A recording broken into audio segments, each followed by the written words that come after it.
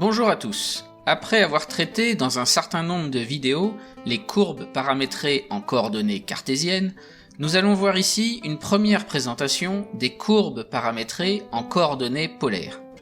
Le point de départ est identique, on se place dans un repère orthonormé OIJ du plan, et on imagine un point M de t qui dépend d'un paramètre t qui appartient à un intervalle J de l'ensemble des réels. Ou parfois c'est une réunion d'intervalles, mais après le problème reste le même. Et a priori il faut imaginer que le point est mobile puisqu'il dépend du paramètre, et donc selon les variations du paramètre t, le point M de t se balade à différents endroits dans le plan. Et donc tout l'enjeu c'est de décrire, lorsque t en fait décrit J, de savoir quelle est la trajectoire décrite par tous les points M de t. Alors dans les vidéos précédentes, lorsqu'on a fait les courbes paramétrées en coordonnées cartésiennes, pour décrire le point M de t, on travaillait sur l'abscisse et l'ordonnée du point. Donc on travaillait avec les coordonnées cartésiennes. Donc ici on va procéder exactement de la même façon, sauf qu'au lieu de prendre x et y, coordonnées cartésiennes, on va prendre r et θ, les coordonnées polaires du point.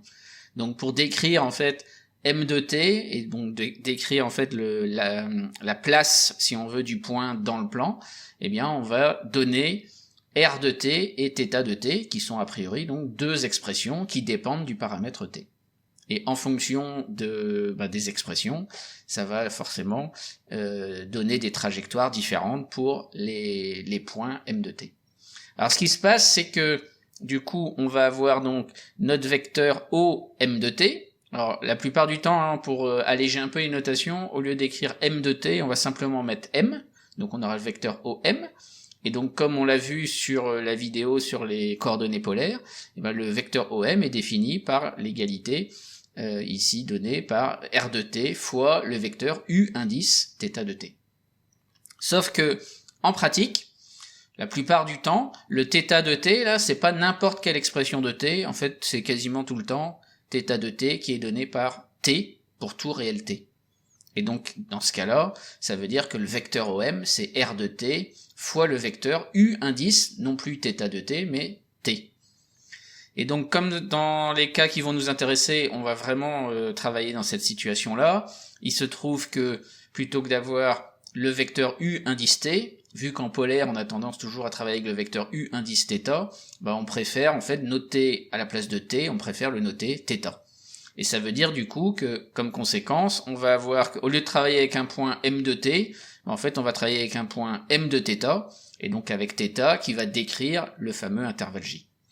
Et avec ça, du coup, les coordonnées polaires, ça va plus être R de t, θ de t, mais comme θ de t, en fait c'est t, mais qu'on appelle θ, ça va juste nous donner R de θ, θ.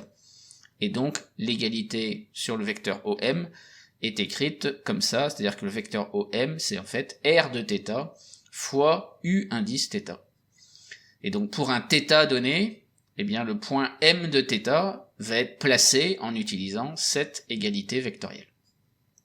Donc, si on regarde un petit peu maintenant sur un exemple ce que cela peut donner, par exemple, on peut définir la courbe qui est définie pour θ positif ou nul, par R de θ égale θ sur pi. Puisqu'en fait, dans l'égalité, là, donnant le vecteur OM, la seule inconnue, en quelque sorte, c'est le R de θ. Donc, dès qu'on définit R de θ, on définit le point, tous les points M de θ. Donc, quand on a affaire à, par exemple, cette courbe-là, après, on verra dans d'autres vidéos comment étudier ça précisément, mais dans cette première vidéo, qui est simplement une vidéo de présentation des courbes en polaire, on va plutôt juste donner quelques éléments pour se faire une idée de la courbe. Donc, si l'info essentielle c'est celle qui concerne R de θ, lorsqu'on a les coordonnées polaires qui sont R de θ, θ, on peut prendre différentes valeurs de θ et voir ce que ça donne pour R de θ. Du coup, on aura les coordonnées polaires et on pourra placer des points. Donc c'est pour ça que, dans un premier temps, on va aller simplement se demander quels sont les points qui correspondent à cette courbe-là. Donc on va faire un tableau comme ça, avec une ligne pour θ, une ligne pour r de θ. Donc par exemple, quand θ vaut 0, puisque là c'est θ supérieur ou égal à 0, donc on commence à 0, le r de θ, 0 divisé par pi, ça fait 0, et donc dans ce cas-là, le point m de θ, donc si θ vaut 0, c'est le point m de 0, il a pour coordonnée polaire 0, 0. Et ce point-là, quand on le place sur le repère, enfin dans le repère, en fait on se retrouve à l'origine. Bon, si on prend d'autres valeurs de θ, donc si θ est positif, on part de 0, après il prend des valeurs de plus en plus grandes, donc comme c'est des angles, on va se dire qu'après avoir pris 0, on peut imaginer pour pi sur 3, donc r de θ, ça va être pi sur 3 divisé par pi, donc ça va nous faire 1 tiers, et donc il faut placer le point de coordonnées polaires 1 tiers pour r, et pi sur 3 pour θ. Donc comme on l'a déjà vu dans la vidéo sur les coordonnées polaires, il faut d'abord du coup placer le vecteur u indice pi sur 3, donc qui est ici, et donc le vecteur OM, ça va être 1 tiers fois le vecteur u indice pi sur 3. Donc on prend 1 tiers de ce vecteur-là, on va se retrouver là, puisqu'on aura coupé à peu près en 3, et on va se retrouver avec le point m de pi sur 3 qui est ici. Et puis ainsi de suite, donc par exemple si on prend ici θ qui vaut pi sur 2, donc r de θ vaut 1,5, et donc on va placer u indice pi sur 2, mais qui est en fait le vecteur j ici, et comme r de θ vaut 1,5, ça nous place m de pi sur 2 à la moitié ici. Ensuite, si on prend pi, r de θ vaut 1, donc u pi, ça va nous amener ici, là, sur ce côté-là du repère, et comme le r vaut 1, en fait m de pi est pile ici. Si on prend θ qui vaut 3 pi sur 2, r θ vaut 3,5, et le point considéré se retrouve ici. Si θ vaut 2pi, le r de θ vaut 2, puisque 2pi divisé par pi, ça fait bien 2. Et donc quand on a θ qui vaut 2pi, le vecteur u indice 2pi, en fait c'est le vecteur i qui est là. Et donc comme r vaut 2, on va se retrouver ici. Et donc on a m de 2pi exactement là, à cet endroit-là. Et enfin, par exemple, si on prend θ qui vaut 7pi sur 3, r de θ vaut 7 tiers. Donc quand on place u indice 7pi sur 3, en fait c'est exactement le même vecteur que u indice pi sur 3, et donc comme le r vaut 7 tiers, donc 7 tiers c'est en fait 6 tiers plus 1 tiers, donc c'est 2 plus 1 tiers, donc c'est un peu plus que 2, donc on va reporter ce vecteur là un peu plus que 2 fois, et puis on va se retrouver ici pour placer m de 7pi sur 3. Donc ça c'est juste pour se donner un peu une idée de ce que peut être la courbe. Et ce qu'il faut imaginer en fait maintenant, c'est que lorsqu'on va tracer la courbe, donc comme θ va partir de 0 et prendre des valeurs de plus en plus grandes, il faut vraiment imaginer qu'on part d'ici sur l'axe des abscisses, avec θ qui vaut 0, et quand θ va prendre des valeurs de plus en plus grandes, en fait on va tourner, donc par exemple là pour arriver jusqu'à pi, puis on va tourner jusqu'à 3pi sur 2, puis tourner jusqu'à 2pi, mais comme θ va prendre encore des valeurs encore plus grandes, en fait on va pas arrêter de tourner, puisqu'après on va arriver jusqu'à 4pi, puis après jusqu'à 6pi, etc. Et donc tant qu'on va tourner à chaque fois, on aura un r de θ différent et ça va nous placer des points à différents endroits. Donc là, on en a juste placé que quelques-uns. Et ce qu'il faut comprendre, en fait, c'est qu'ici, quand θ prend des valeurs de plus en plus grandes, forcément r de θ aussi. Et ça veut dire que le r, en fait, c'est une fonction croissante. Mais comme r de θ ici, surtout parce que là θ est positif, donc le r de θ est positif, et donc r de θ, ça va vraiment être la distance de l'origine au point considéré. Et donc comme le r est croissant, ça veut dire que plus le θ va tourner, en fait, plus la distance de l'origine au point qu'on veut placer, plus cette distance-là est grande. Et donc elle va être de plus en plus grande. Et donc plus on va tourner, en fait, plus les points vont s'écarter de l'origine du repère. Donc si on fait une petite animation pour essayer de visualiser un peu ça, au moins sur les premiers points, ça va nous donner quelque chose comme ça. Donc en vert ici ça représente l'angle θ, et en mauve là ça représente la distance r de θ. Et donc on voit en fait comment à chaque fois qu'on tourne, en fait plus on tourne, plus la distance à l'origine est grande. Et ainsi de suite comme ça, et ça va nous donner en fait ici une spirale.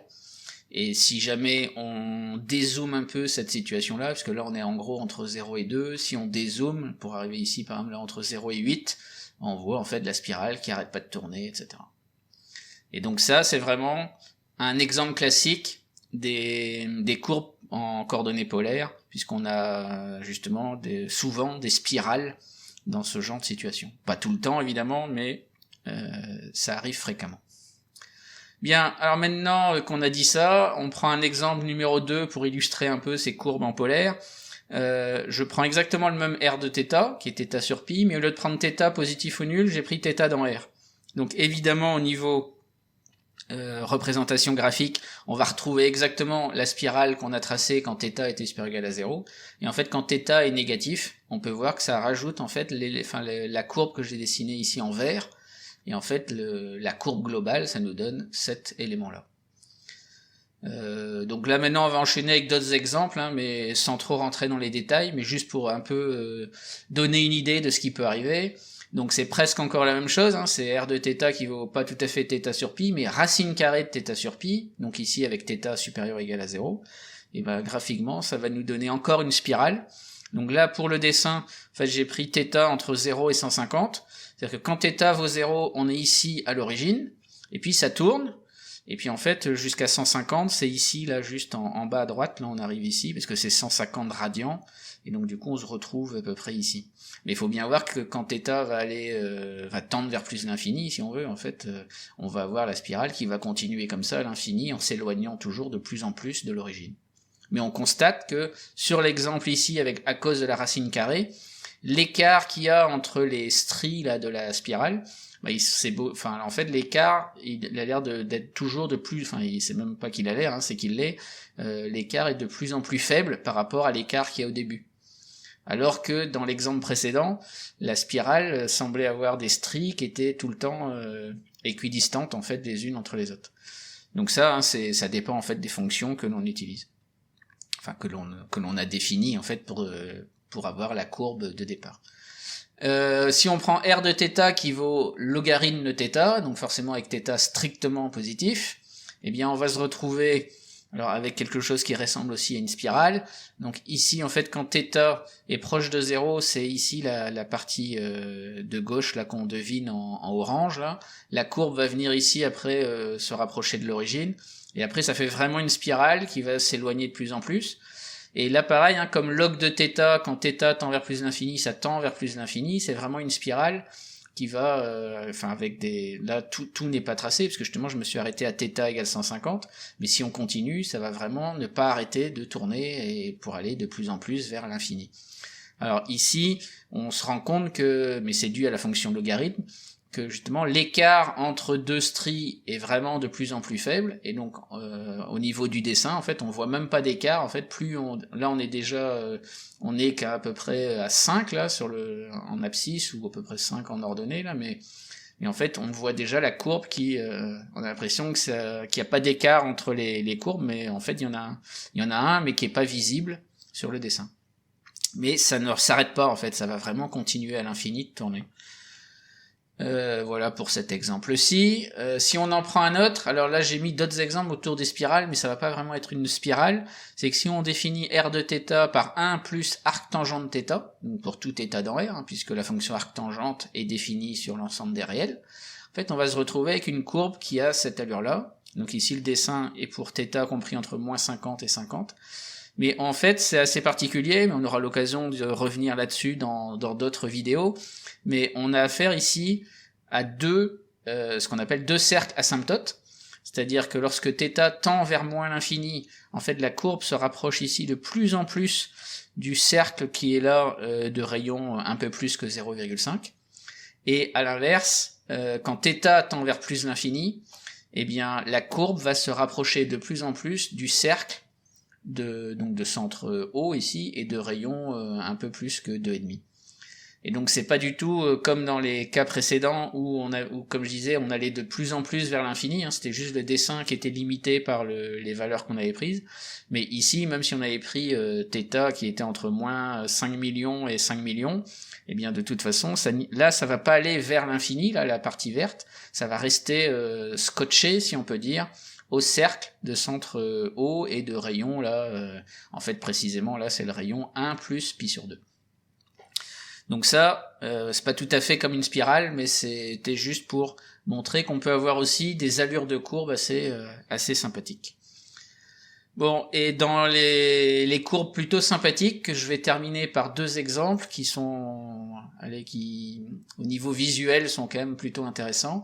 Donc si on définit la courbe ici en polaire par r de θ qui est 3 dixièmes plus cosinus de 7 θ sur 2, donc là pour θ dans r, eh bien ça nous fait cette courbe-ci, donc qui est quand même assez particulière, et donc qui montre qu'avec des coordonnées polaires on peut faire de jolies choses. Et pour terminer en beauté, alors évidemment là, le r de θ est quand même bien compliqué. Ça par contre c'est des fonctions qui sont pas faciles à étudier à la main, mais il se trouve que lorsqu'on représente cette courbe en polaire, on trouve cette courbe-là, qui est donc assez jolie. Vous pouvez imaginer ce que vous voulez, mais c'est quand même ça sort quand même un peu de l'ordinaire. Et voilà pour un premier aperçu des courbes paramétrées en coordonnées polaires. Mais pour des études détaillées de telles courbes, je vous invite à visionner les prochaines vidéos.